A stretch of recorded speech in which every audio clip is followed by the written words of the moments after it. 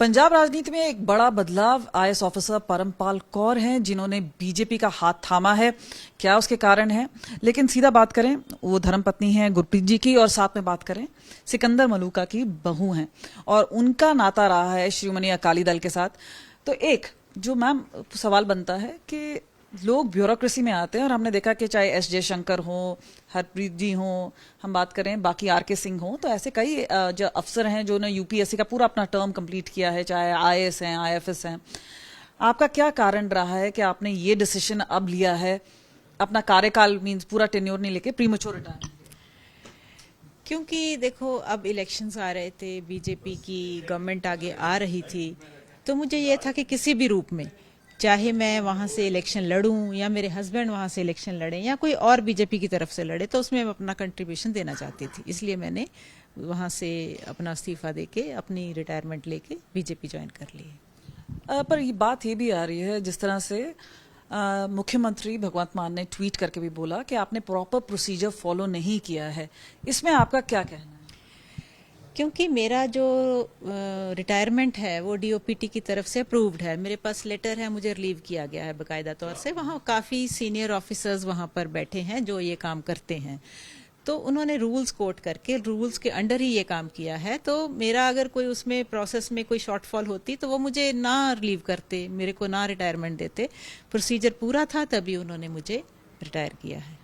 लेकिन ये बात कोई अजीब नहीं होएगी कि सिकंदर मलूका एक सीनियर लीडर हैं शिरोमणि अकाली दल के, तो ऐसा तो नहीं है कि आप लोग पहले चले गए और वो भी पीछे से शामिल हो रहे हैं? नहीं नहीं, हमने उनको ना कहा है, ना कंपेल किया है, ना ही उनसे पूछा है कि आपने आना है कि नहीं। उनके अपने डिसीजंस है, बहुत सीनियर है हमसे। He will decide his own course of action. हम बीजेपी में आ गए हैं। घर में कोई बातचीत नहीं होती है? कुछ आपने उनको बताया या आपकी कोई बातचीत हुई इस पूरे मामले को लेकर? पूरी डिस्कशन हुई। उन्होंने हमें मनाने की भी कोशिश करी, लेकिन हमारा एक फैसला है, पॉलिटिकली हम डिफर कर सकते हैं, जैसे वोटर डिफर करता है। घर में हम एक्सपेक्ट नहीं करते कि जहां हस्बैंड वोट करता हो वाइफ वहीं पे करे, है ना, उसका अपना डिसीजन है। हम प्रचार भी उसमें जब करते हैं, इलेक्शन कमीशन भी कहता है कि हर बंदा अपनी सोच समझ के वो वोट दे, तो सिमिलरली हर बंदा सोच समझ के पार्टी चूज करे किसको ज्वाइन करना है किसको नहीं करना। पर जहां पे भटिंडा की बात है वो एक हॉट सीट बनता जा रहा है, क्योंकि 3 महिलाओं का नाम आ रहा है। अमृता वड़िंग भी हैं, हरसिमरत बादल हैं, और उसके बाद अब आप भी शामिल हो जाएंगी।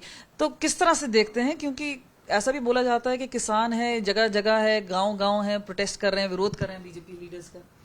पहली बात तो टिकट की है, बीजेपी अगर मुझे टिकट देती है मैं तभी लड़ूंगी। दूसरी बात, उसमें अमृता वड़िंग है या हरसिमरत कौर है या कौन है वो मैटर नहीं करता, बिकॉज डिसीजन लोगों का है। लोगों ने देखना है कि कौन हमारा बेस्ट कैंडिडेट हो सकता है, कौन हमें बेस्ट रिप्रेजेंट कर सकता है। जहां तक किसानों का सवाल है, जो किसान है वो, मैं तो उनको अपने भाई बहन ही मानती हूँ कि हम भी किसान हैं। हम उनका जो भी है, उनका मतलब जो भी उनके मुद्दे होंगे वहां लोकसभा में रखेंगे, उनके रिप्रेजेंटेटिव ठीक से बनेंगे, उनकी बातों को ऊपर से उनकी समस्याओं को रिप्रेजेंट करेंगे। मुझे नहीं लगता वो मेरा विरोध करेंगे, मुझे ऐसी कोई उम्मीद नहीं है। एक कारण है कि बीजेपी ज्वाइन क्यों किया? मींस ऐसे तो आप शिरोमणि अकाली दल भी जा सकते थे, एक ऑफर आपको वहां से भी हो सकता था, पर क्या कारण है जहां पे आपने बीजेपी को ही चुना है? देखो, मेरे को कोई ऑफर आया भी नहीं, और लेकिन वैसे भी मैंने बीजेपी ही ज्वाइन करनी थी। कोई भी बंदा वही पार्टी ज्वाइन करना चाहेगा जिसका कोई विजन हो, प्लानिंग हो। अगले 20, 25, 30 सालों का विजन है बीजेपी के पास। उन्होंने प्लानिंग बना रखी है, पार्टी ग्रो कर रही है, दिन ब दिन स्ट्रांग हो रही है। आने वाली गवर्नमेंट उनकी है, जो गवर्नमेंट प्रेजेंट है वो उनकी है, तो कौन नहीं बीजेपी ज्वाइन करना चाहे? शिरोमणि अकाली दल पे उतना भरोसा नहीं है?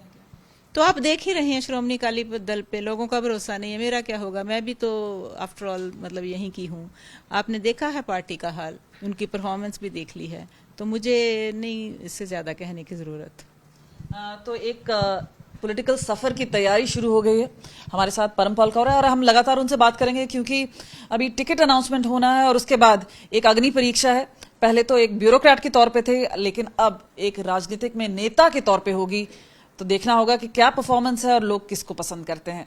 परमपाल कौर ने साफ कह दिया है कि उन्हें अकाली दल में ऐसा कोई मौका नजर नहीं आता और पार्टी कहीं उभरती हुई नजर नहीं आ रही है। दूसरी ओर बीजेपी का हाथ उन्होंने थामा है, यानी किसान जो विरोध कर रहे हैं वहां पर भी उनको ऐसा लग रहा है कि बीजेपी बेटर परफॉर्म करेगी। उनका कहना है कि वो जमीनी तौर पे जुड़ी हुई हैं।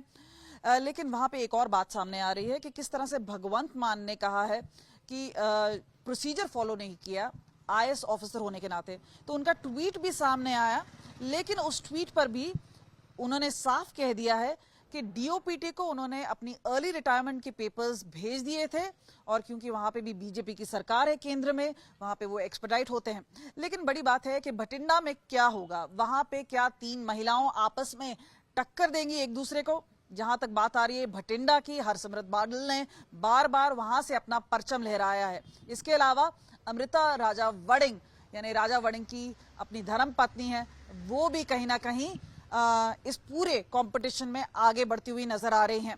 हालांकि कांग्रेस ने अपनी टिकट का ऐलान नहीं किया है, और लेकिन इस बार ऐसा लग रहा है कि ये जो ट्रायंगुलर कॉन्टेस्ट है, यानी 3 कॉर्नर कॉन्टेस्ट है, वो तो नजर आएगा ही। लेकिन श्रीमती अकाली दल ने अपने पत्ते खोले इस वक्त नहीं है, क्योंकि वहां पे तो एकदम साफ है कि हरसिमरत बादल ही उनका चेहरा होंगे। तो इस बीच में जहां तक बात आ रही है, बीजेपी उनको टक्कर देने के लिए परमपाल कौर को उतारने की पूरी कोशिश में है।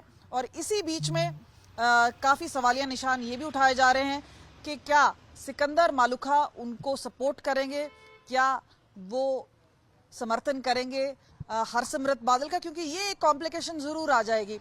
घर परिवार एक में है, क्या जो नीचे वाला घर है वहां पे झंडा फहराया जाएगा श्रीमती अकाली दल का, और बहू बेटी परचम लहराएंगे बीजेपी का? तो यहाँ पे इस तरह की जो कॉम्प्लिकेशन है वो बिल्कुल सामने आ रही है। और शायद उन्होंने कहा ये अपना इंडिपेंडेंट डिसीजन है, परिवार में ये बातचीत जरूर की गई, लेकिन बेटा और बहू इन दोनों का ही निर्णय रहा है कि वो बीजेपी के साथ जाना चाहते हैं। तो इसका मतलब है श्रीमती अकाली दल की जो मुश्किलें हैं वो बढ़ती हुई नजर आ रही हैं, और जो पहली तरफ पे एक इजी कॉन्टेस्ट माना जा रहा था, लेकिन वो अब एक ट्रायंगुलर कॉन्टेस्ट होता हुआ नजर आ रहा है। और यहाँ पर मुश्किलें तो बढ़ेंगी, लेकिन राजनीति में कभी भी कुछ भी हो सकता है, और शायद यही है जो पूरी चीजों को दिलचस्प बनाता है। कैमरा पर्सन चांदी राम के साथ कमलजीत संधू, चुनाव आज तक, चंडीगढ़।